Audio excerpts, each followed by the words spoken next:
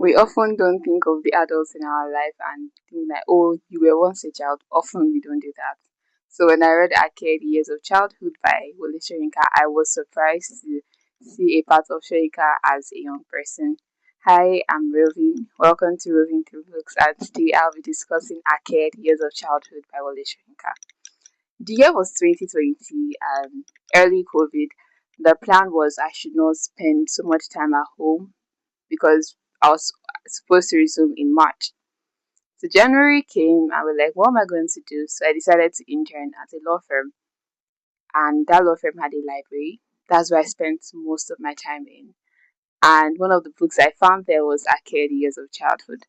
I remember reading this book with so much glee and delight.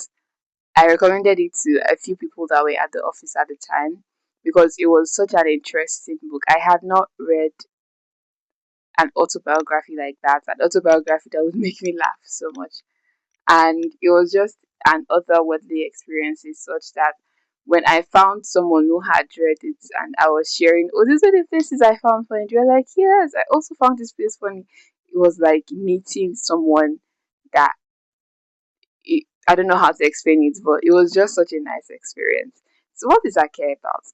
Ake is about Wole Soyinka as a young boy, and you should know that from the way he writes, you know that this is a person that seems to have an extraordinary mind. So even when he was a young person, based on Ake, we can see that he has an extraordinary mind. He doesn't think in the ordinary way like other people think. For example, he doesn't call his mom. He calls her wild Christian. Many Nigerians can relate to their parents, especially their moms, being extra when it comes to religion.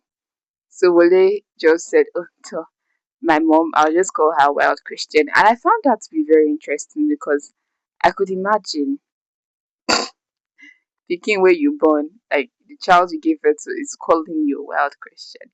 Isn't that's there's a lot to say about that, but I don't know. Maybe I'm the one overthinking it. I just felt, well, each to his own though. Now his father had an occupation as a head teacher, so that's what his father was called. Is he headmaster or head teacher? I can't remember accurately now, but it was one of those two. So that's what he said that was called.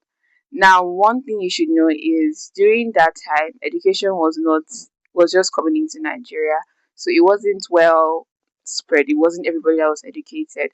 As a result, Wole's father had occupied a place of prominence in society as headmaster. I mean, he's one in a million because there weren't really many schools to start with, and to even be a headmaster, you yourself you also have gone to school, and that's not the case for many people. So because he occupied a position of prominence, there were people who used to come to their house sometimes, and someone did something very funny, and his father's reaction to it was just so funny and outrageous because I can imagine Nigerian parents seem to have been handed the same handbook everywhere, generations regardless, they are the same thing. Because I'm just wondering, like, there's so much sarcasm they use. I mean, why would you ask someone to gum something that has been taken away? Like, imagine you fall a leaf from a tree and they're asking you to gum it back. Is that even possible? And you're being very serious.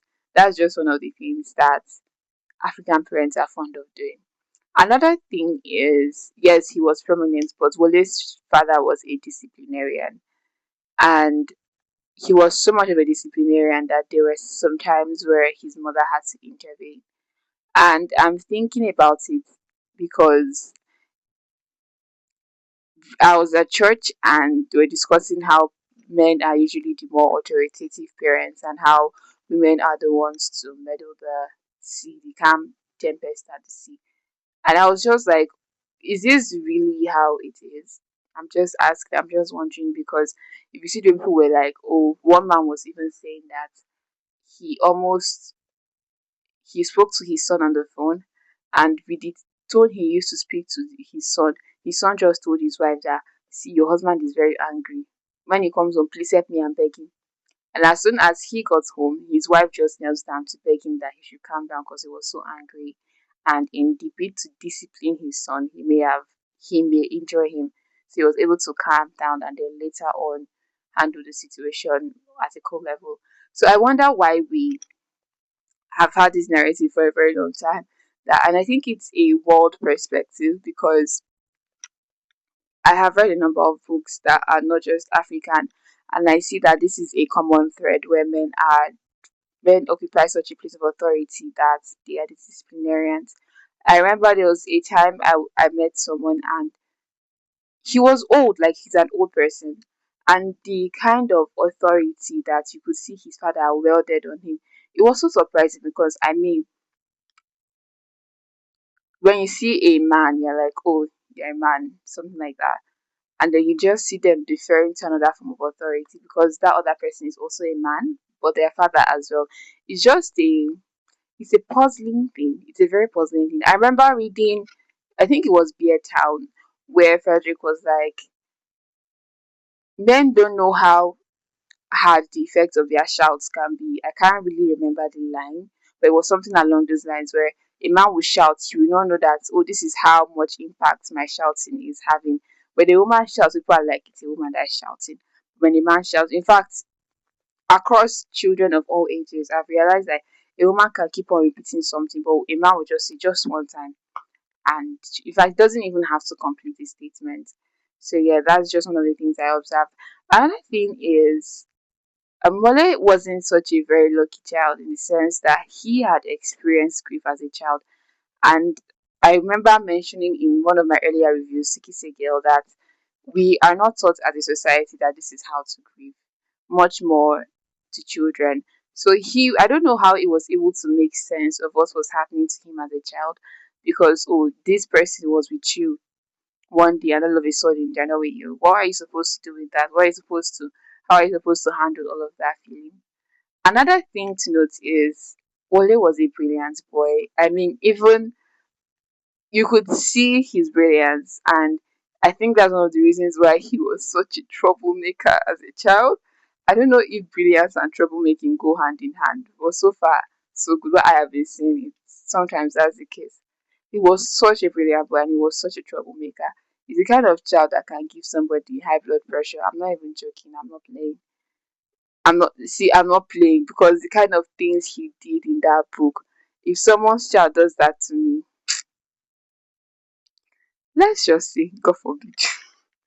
I'm serious. Like, you remember there's a scene in the Bible where Jesus traveled with his family and then all of a sudden they didn't find him and he say he's doing his father's job. Something like that happened to him. And I was like, bro, okay, yes, kidnapping wasn't as rampant as it is now then, but still it would have been very scary to not find your child over a couple of hours because your child decided to go on an adventure. Needless to say, of course, he suffered for that.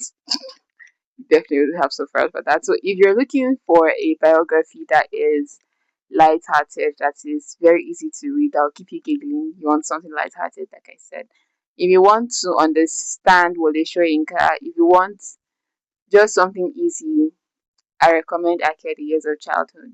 Let me know how it goes if you eventually read it. And bye, that's all for today.